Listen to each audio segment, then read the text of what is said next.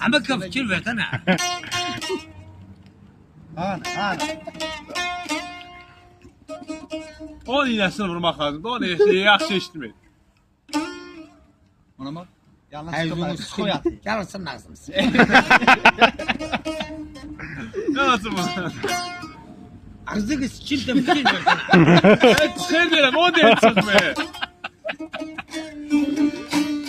Ayzunu sıkayım gel gelsin. Ay yaxşı. Aha. Aha. Ev götürürüm. El zebe atama. Ol sayene ayzını sıkıyor. Sen ne saçma ağzını sıkıyorsun? Buradan sen çıkmıyor. Yalan süper.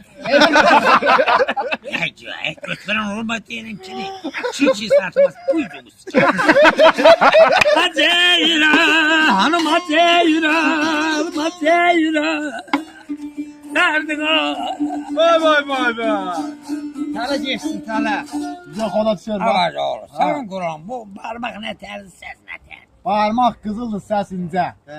Söyle Ama ne diyeyim? Aha. Aşık sağdan verin de. Ne diyor? Seni kalıp şu ağzını sıkıyor. Kişi utandırır ağzını sıkıyor. Derim yaxşı. Kalo işte kalo.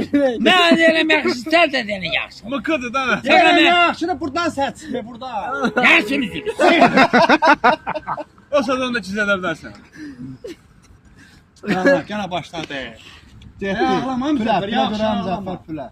Yaş tova ağlamaram. Allah ağlamaram. Ay yüzümü sıçım ağlamaram. Senden kes yara sandım. Ayak yeni koda düşmüştü. Ha, bak görsən sən çıxmır. Bak ona bak. Yalan üzülür. Ne mele sıçır bak ona bak. Bak. Vay. Oxan gəlir, ayak gəlsin var oxu. Müzəffər amaşı müzəffər Petro. Oxu səndən yaxşı gəlsin. Ay niye verdin ey Maral Bey? Bana ağlama. Ay yüzümü sıçım bana. Yaxşı ağlama Müzəffər, yaxşı.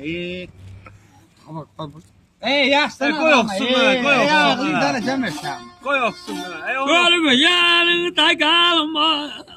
Vay. Kalma. O ne sen Allah. Kalma. Kime? Ay yüzümü sıçım Ben zorluyorlar.